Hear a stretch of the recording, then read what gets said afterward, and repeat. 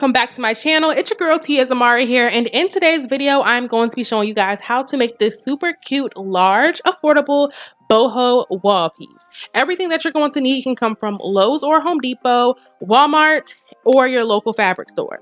So to start off, I am going to be staining the wood with this stain from Home Depot in the color Special Walnut.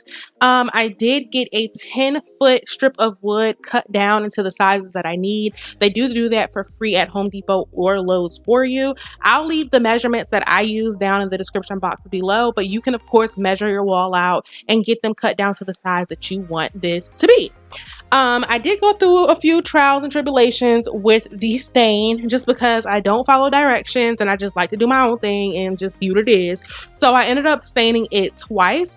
For the first time, it only sat for about 10 minutes and it clearly didn't do anything. The second time, I let it sit for about 30 minutes before wiping it off, and then I let it dry for like a day. While it was drying, I went and worked on the fabric. I am using jersey knit fabric, which you can find in your local fabric store or in Walmart. Is of course cheaper in Walmart. I am actually following another YouTuber's video. I was inspired by her work. Her name is Xo Macenna here on YouTube. She used about 8 yards total, but y'all already know what kind of girl I am. If you're not new here, I see something, I like it, I do it, and I do it just in my own way. So I'm using about either 6.5 to 7 yards, and I'm cutting them in just all completely different sizes and everything. I'm not even being neat with it. It is what it is. So I cut 8 yards or 7 yards total. Now, once again, you guys, I don't follow directions. So here we are outside and I'm on to trying to dye the fabric. Now, the first time I just poured some salt in. I poured in a little bit of the dye because I wanted to use the same dye but have different colors. And it did not work, okay? It came out this like grayish purple color. It just was not turning brown, tan at all. So I'm like, all right, let me go out, get some more and try this again and follow the directions this time. So the directions called for boiling hot water, a tablespoon of dish detergent, and a cup of salt. I didn't have a cup of salt, so I just used the rest of the salt that I had, and I ended up pouring in the entire bottle of dye.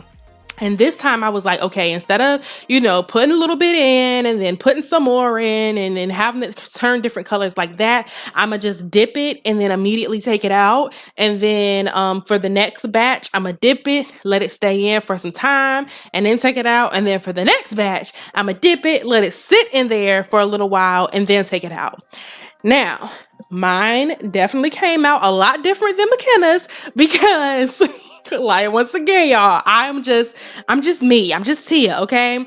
I literally was just dipping them in, swirling them around and then wringing them out. And so mine had this like tie-dye effect kind of going on. But I actually liked it and I felt like it gave the whole thing some dimension. So it was cool in my book. Now, I call this the West piece in my house because, y'all, these colors and like the dingy kind ofness of it really reminds me of like Kanye West's clothing line. And it's just like, I really feel like this is something that should be hanging in his house. It's just so cute.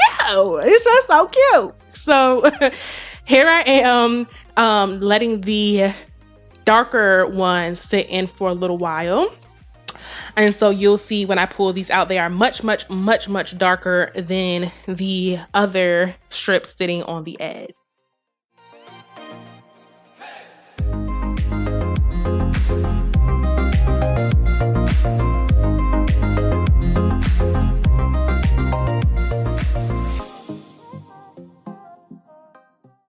This is the hardest part. Bear with me through this whole explanation process because honestly, I don't even know how I'm about to explain this. I'm just about to go ahead and wing it. So what you see me doing right now is pre-drilling holes into the side pieces of the hanger thing that's going to be on the wall, okay? These are the side pieces to our whole little shebang. And now I am pre-drilling holes into the wooden dowels, which I had cut down to size by my boyfriend because they don't do that at Lowe's. These wooden dowels were 78 inches. And the purpose of me pre-drilling the holes is just so that I will have an easier time sticking in all of the screws. So I pre-drilled holes on the sides of the wood pieces where the dowels will go. I pre-drilled holes into the dowels where the screws will connect the end pieces and the dowels together. And then I pre-drilled holes at the top of the side pieces and at the top of the longer piece of the wood so that I can connect all of this together. Just pay attention to everything except for my stomach right here. Yeah. All right, so now y'all see what I'm talking about. Y'all see where I went with it. So now I am going to go ahead and screw in the dowels or drill in the dowels on each end of this hanger piece thingy. Yeah. And now you see we have one nice and sturdy. This is where our fabric is going to hang from. And now I'm going to go ahead and do the second one. I kind of wish I would have did them like front and back instead of side and side, if you get what I mean, because it would have made it look a little bit more, I don't know, just thicker. But I ended up doing them like how you see it, and it ended up coming out how it came out. And you know, it's still Kanye West house worthy. All right. Okay. So now you see I done made this whole little thingy, and now we're back to the easy stuff. You see the wood looks nice, you know, looks really cool and good. Okay. All right. So now this is the easiest part aside from staining the wood and staining the wood.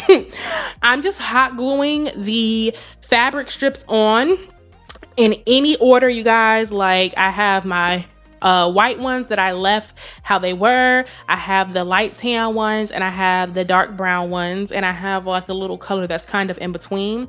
And I'm just hot gluing the top of the, I'm just applying some hot glue to the top of the fabric and just literally placing it on the wood. They are really nice and sturdy, you guys. They don't feel like they can just come off if somebody snatched one off, even though it's hot glue. Be creative with this, you guys. You don't have to do the same colors that I did. I didn't do the same colors that McKenna did. It still looks so nice and flowy and cute. I definitely wanted to maybe add in some yellow for the spring, like a mustardy yellow or maybe some olive, but I didn't want to overdo the green in my house. So I would definitely suggest, like, even if you do these colors, definitely, you know, add a little pizzazz in there if you're going to recreate this. So I'm going to shut up now because I pretty much have been talking this whole video. I hope what I said makes sense. If not, then you can always just mute me and watch the video and make it make sense. Okay. All right. And yeah, that's it.